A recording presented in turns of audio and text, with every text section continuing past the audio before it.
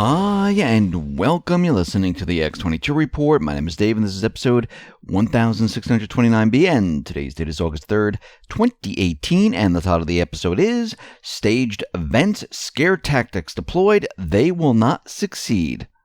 Let's get into the economic collapse, political, and geopolitical news. Now, we know a lot of these mainstream media outlets, their followers, well, we know a lot of them are not real. And we know that the ratings for many of these different publications, they've been declining for quite a while. And Twitter, they did a cleanup of the Twitter followers for many organizations because most of these followers were bots. And this is reported by MarketWatch. CNN, the New York Times, and other lost hundreds of thousands of followers following a cleanup by Twitter. Now, Twitter itself lost about 7 million fake followers. CNN and the New York Times lost about 600,000 each, putting them in the top 10 in their list. And this was a bot purge. And I'm sure that there are many other fake accounts that they don't even know about. And I'm almost positive that their numbers aren't as high as they are reporting. And we can see already that with this purge, their numbers are dropping. I mean, 600,000 people each, that's quite a big number. And I believe there's most likely other accounts created by other bots that maybe this algorithm didn't pick up where we have more fake accounts. And we'll probably see that on the next run because they are not finished with this whatsoever. They're removing all this fake information from these social media sites. And there is a lot of fake information out there, not just with news, but who's subscribing, the trolls. A lot of this is done by bots where they reply to a certain comment. A lot of it is not real people. And you can see by their canned response, they just read the title and the bot comes out and says something, and sometimes it doesn't even make any sense. That's how you know that these things are completely fake, phony, and false. We see GOP leader wants Twitter CEO to testify on shadow banning. Now, once again, even if they have Jack Dorsey come up and testify in front of Congress, I mean, what is he going to say? Yeah, we were shadow banning, now we're not, or we were never shadow banning, this is your imagination. Nothing's going to happen with him testifying. Yes, it might look good on the corporate media, but he's going to come out and say whatever he has to say that it's fixed, and the whole thing's just going to go away. What we really need is an investigation into the social media outlets to find out what they're actually really doing, and that's a little bit more difficult. We see Maxine Waters right now. She is hit with an FEC complaint about her campaign funds. Now, what's very interesting about Maxine Waters, she has been very, very vocal about impeaching Trump and always out there on the corporate news cycle talking about Trump and how he needs to be impeached and what he's doing and this and that and the other thing, and he needs to be investigated. And if we go back to Q, those individuals that scream the loudest are the ones that are hiding certain things. So Maxine Waters, she's 79 now, has been slapped with an FEC complaint after funneling $750,000 in campaign funds to her daughter since 2004 to manage a mailer program. Now, this is very interesting. The scheme managed by Karen Waters has raked in hundreds of thousands of dollars from California politicians who pay to be included in her slate mailers. These are sample ballots mailed out to around 200,000 Los Angeles voters, which promote who Waters endorses. Now, since 2004, the campaign in turn reportedly has paid $750,000 to Congresswoman's daughter, Karen Waters, or her public relations firm, Progressive Connections, to help producing them. A government watchdog in July filed the first of two complaints with the Federal Election Commission asking for a full audit. Now, legally, the payments are considered reimbursements for the slate mailer rather than a campaign contribution, which is currently limited to about $2,700 to a candidate's committee and $5,000 to a PAC. So the mailer scheme is more or less a giant loophole.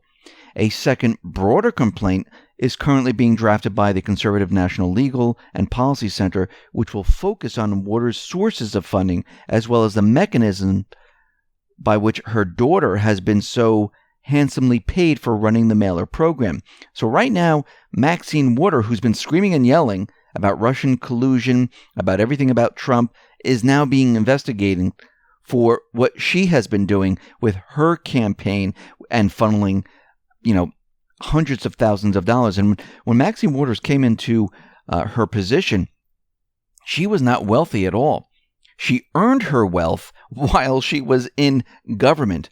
And once again, we see this quite often where these individuals, where they have hardly any money, they go into government and all of a sudden they become millionaires out of nowhere. I mean, this is not how it was supposed to be. You're not supposed to go into government and become a millionaire. You're supposed to keep your other job and do this part-time while you're working at your other job.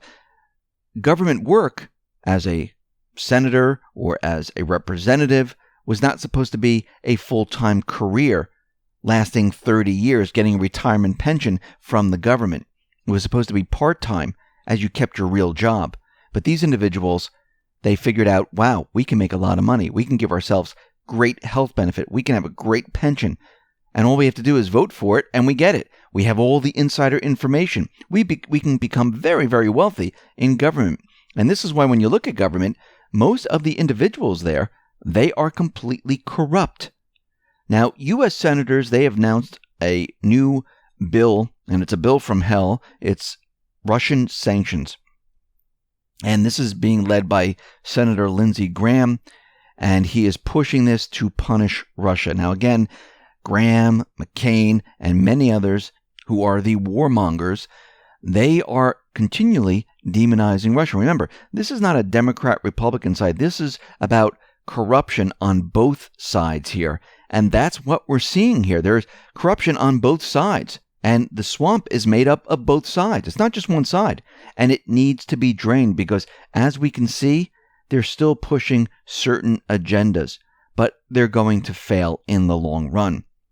We see the White House has received a letter from Kim Jong-un on August 1st. And it looks like Trump is going to be responding to this letter. And when I saw this, and I noticed that they've been passing letters back and forth, and it's very interesting why they're not communicating, on the phone or some other way where they're actually giving a letter to each other. Now, remember, they're not putting this in the mail and they're sending it off in the mail. They have a specific person taking this letter from one location to the other and handing it over. Now, doesn't this bypass all the spying? Doesn't this bypass pretty much everything? Because if this individual does not get the letter to where it needs to be, who do you blame? I mean, we're going back to old school way of communicating here. And it's very hard to eavesdrop on this letter. This is why there's been no leaks from the letter unless the president or Kim Jong-un decide to let this out. Because if there was a leak, who do you blame? Well, you know where this letter went. And this person would have to, fess up on what happened here, or they'd be investigated. So it looks like they're using an old school type of tactic of trading messages back and forth. And this is why the corporate media, the deep state, they have no idea what's going on with North Korea. They're kept in the dark, and they're coming up with all these different ridiculous stories about North Korea, and they don't make sense. Actually, we debunked all their stories, where they got it, how they created it, and this ICBM story. It's all fake, phony, and false. North Korea is working with the U.S., working with Russia, working with China. They're trading letters back and forth. It's all happening. The corporate media doesn't know what's happening because they can't eavesdrop on these messages. Brilliant. We see the Russian military has arrived in the occupied Golan Heights border area. Remember, the Syrian armed forces, they've taken control of this area. We already had the announcement from Russia that the Iranian troops have moved back out of the Golan Heights. We're going to hear another announcement that the advisors and the rest of the troops, which are pretty much non-existent, they're going to be moved out of Syria. There's no reason to have them there. Putin already made the announcement going back a couple of months saying that all foreign troops must leave Syria. That was the beginning stages of it. Now we see it actually happening. And since this is happening, there is no reason for the coalition forces to be in Syria. And I do believe in the next couple of weeks right now, we're going to hear a major announcement from the president about troops being removed and moved out of Syria and Iraq, soon to be Afghanistan, and many other countries. And this is why Q has been talking about November 11th parade of all parades, because we are getting very close to that time period, and it seems like we are on track for that. Let's move into some Q breadcrumbs here and some of the posts that he put up, or he, she, the group of individuals.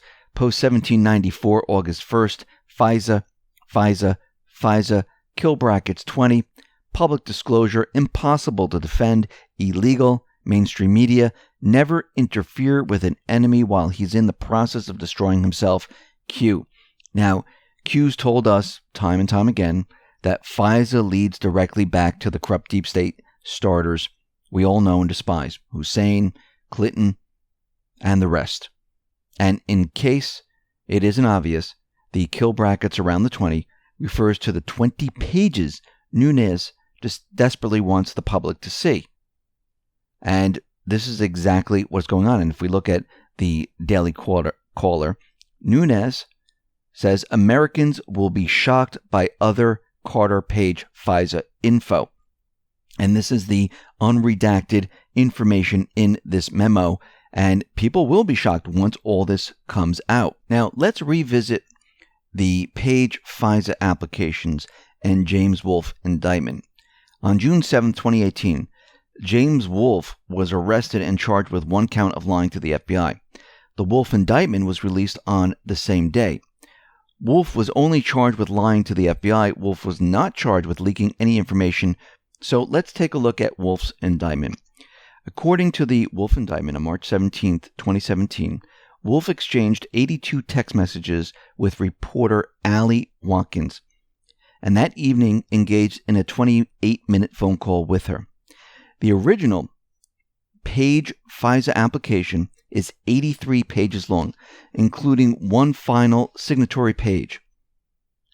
It seems more than plausible that Wolfe took pictures of the original FISA application and sent them by text to Watkins. Perhaps even more important, what Wolfe sent was almost certainly an unredacted version. In the public version of the original Page FISA application, there are 37 fully redacted pages out of 83. Several other pages have redactions for all but the header. There are only 2 pages in the entire document that contain no redaction. This leads to the obvious question. Has the entire mainstream media have they had the unredacted copies of the first 2 FISA applications? And have they been using it to go through them to create certain stories and leak certain information? So Nunes is out there, and he is convinced that a complete redaction will make the fraud obvious to everyone.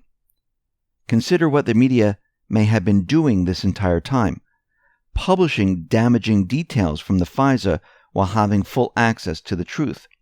Now, if that's the case, and the media has had the unredacted memo this whole time, that means they've been lying through their teeth to everybody from the very beginning. And Q, the Trump team, the Patriots, they all know this.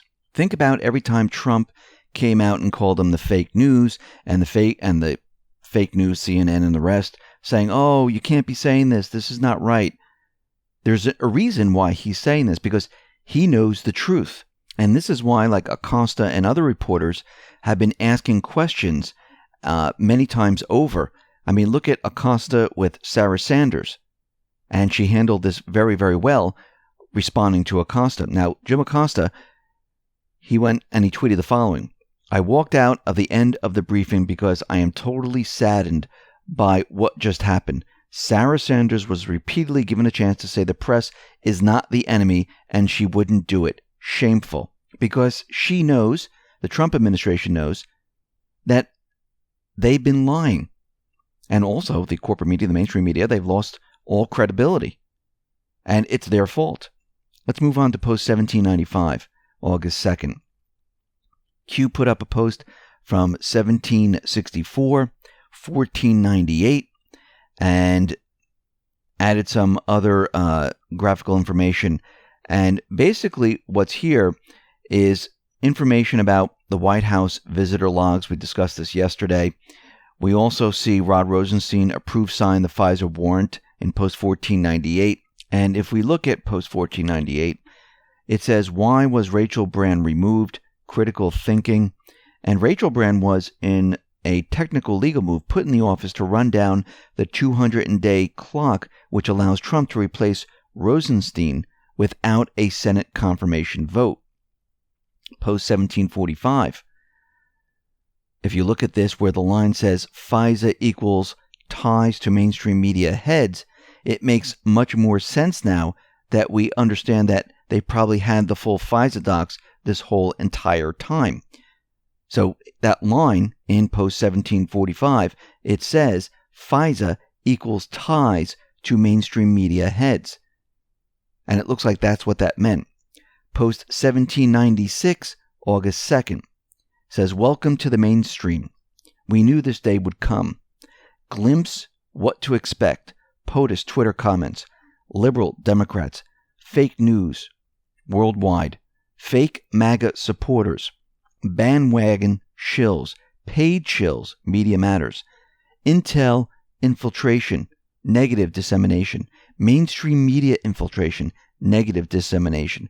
Twitter bot attack. Twitter controls direct fake accounts. And we just saw a story about all these different fake accounts that these news organizations had. Facebook, Twitter, etc. create massive amounts of fake user accounts for SP, fake user growth, bots used. And we just discussed that. All activated past 24 hours. Full attack mode, brute force, false violent narrative push. Ask yourself why. Enjoy the show. Now, just to be clear, I think what SP means is special purposes, but I'm not entirely sure. That's what all the anons are talking about, but it could be wrong. Expect censorship to increase. Expect worse from these corporate mainstream media outlets. They have no intention of fighting fair because they know they are cornered right now. They are scared. Post 1797, August 2nd, Q kind of backs this all up. Gives us links to all these different articles and says, what does fear look like? What does panic look like? What does control look like? What does coordination look like? What does fake news look like? Sheep no more, sample 4. And these are all the different links about QAnon. And these are all anti-Q articles trying to show that Q is a crazy nut job.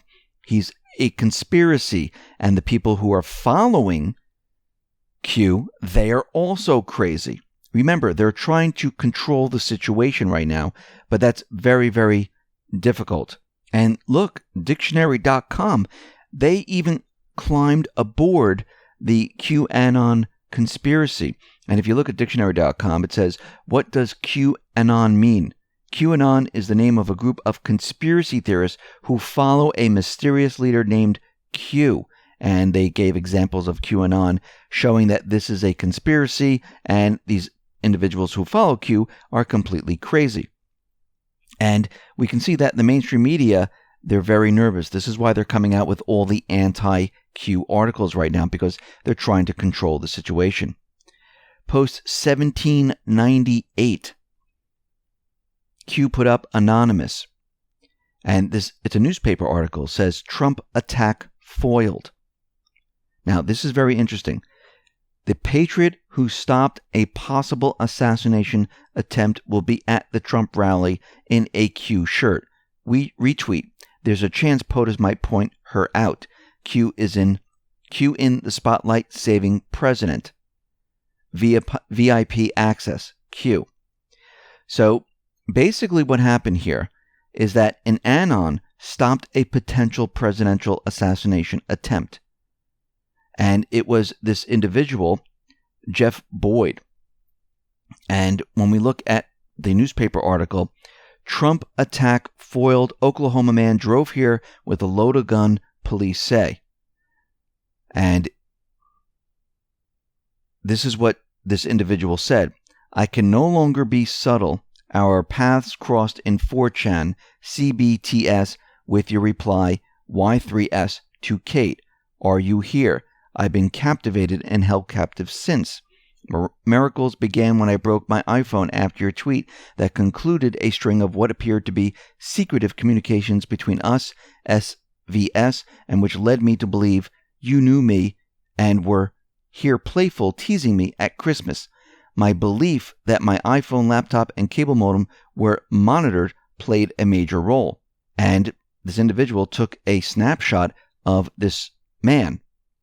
And here are some other things and Anon had to say about the incident.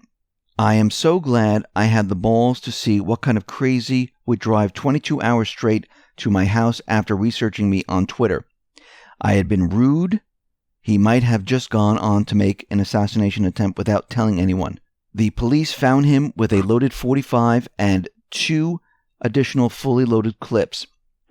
Trump arrives in hours. He'll be just 30 minutes from where this guy approached me. Another anonymous person. Stopped a guy who wanted to kill the president +++. Sorry, in a hurry, getting ready for Trump rally. Read the article. I'm going to see the president. So it looks like this individual was there to do something. Now, what's very interesting is that there's an update on this Oklahoma man. And remember way back when Q said that the deep state has the ability to control innocence? Well, the authorities say a woman went to the state police in Shikskini and told them she is an active Trump supporter on Twitter and had communicated a few times with Jeffrey Boyd. She told troopers that on Monday Boyd showed up at her front door. She agreed to have lunch with him the next day. The owner of Hogg's Hollow Saloon near Briar Creek tells Newswatch 16 that Boyd and the woman had lunch there on Tuesday. He ran into Boyd in the parking lot and said she was acting confused. According to the state police, the woman said Boyd told her at lunch that the CIA is doing tests on him and that he's hearing voices in his head telling him to kill President Trump and his family. So when we go back in time, the deep state, Q has said, they have the ability to control innocence, and it looks like this might be an individual that they were trying to control, have this person go to the rally, shoot the president, and say it was a Q supporter. And this is why they were coming out with all these Q articles. Post 1799, August 2nd. This board in the coming months will be spread and discussed across all platforms. Important to be prepared. This is from post 1487, within post 1799. Q says, think new arrivals. Proofs are important. Thank you, Autis Anons. Post 1800. There's a link here. Threat received. USSS acted appropriately. This is not a game. Q. Now, USSS is United States Secret Service. And compared to Tampa, Wilkes-Barre, well, it was like a Q ghost town. There were no people with Q shirts, no people with signs and things like that. The reason you did not see a lot of Q signs was because the Secret Service, they were taking them. One user gives us some background on this whole thing.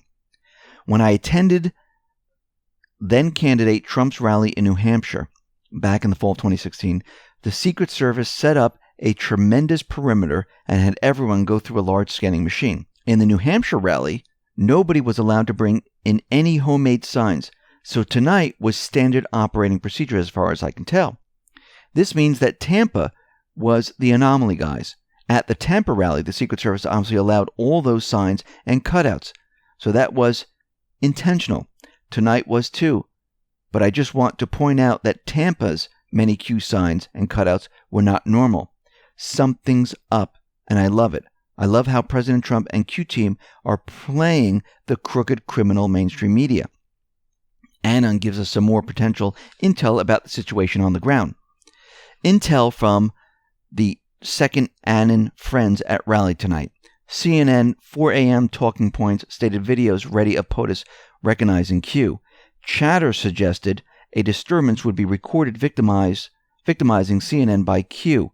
SS, which stands for Secret Service, noticed Q sign saying just the plan instead of trust the plan. Two individuals with large Q signs were visible reference to the plan. Wrong, refused to give up signs when asked. Moved off camera by Secret Service, then removed from premises. Just the plan. Anyway, now you know the media's setup. They're attempting to frame the Q army as violent, dangerous, and then air the footage nonstop across the nation to try to get the normies all riled up. But let everyone realize the following. True Q followers renounce vigilante violence or violence of any kind. No true Q follower will pursue any violent actions or issue threats against anyone, no matter how vile and repugnant they may actually be. So this plan was foiled. Post 1801, August 2nd. Anonymous. Now we know why Q didn't post before rally. Post 1802, August 2nd. Something big is about to drop. Q.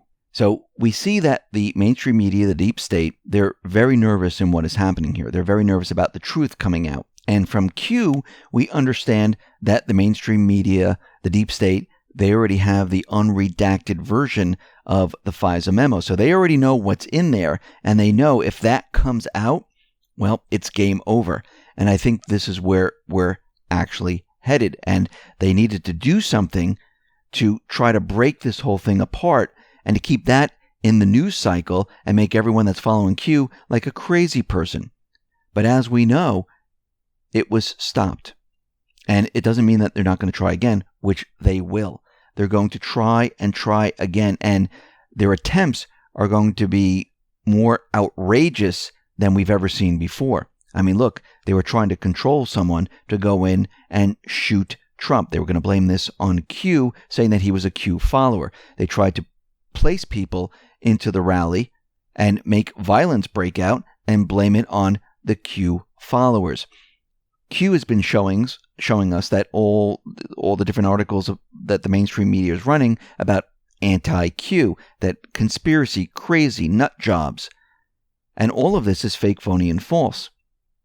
And once again, it's the deep state, the mainstream media that uses violence or promotes the violence through their reporting. Look at Antifa. Look at all the other groups. Look at the election. What happened? People destroying things. And they fan this up. And again, the deep state, they have the ability to control innocents.